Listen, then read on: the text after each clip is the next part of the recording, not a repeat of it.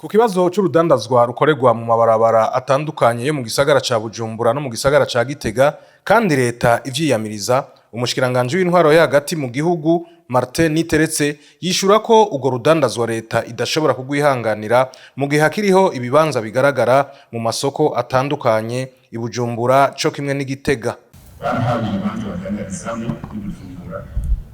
kugira urudandaza tutumbereze neza. Tuti udandaza wari barabara n'ahandi hose uraba mugabo ariko ibibanza mu masoko byavyuzuye byafise amashaka kuko ibibanza mu masoko biri amatari na mustanteri cyangwa n'ibura byinshi kwa mustanteri barabahaye ibibanza kuko barafyanse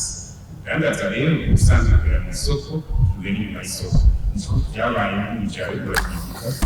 isoko twaranyubatse iruzura irahera hagize kudandaza twadandaza mu isoko shimira mu isoko. Iyo ntitwovyemera no gushira ibintu ku murongo kugira ibintu bigende neza, nibagende bijya bibanza babahaye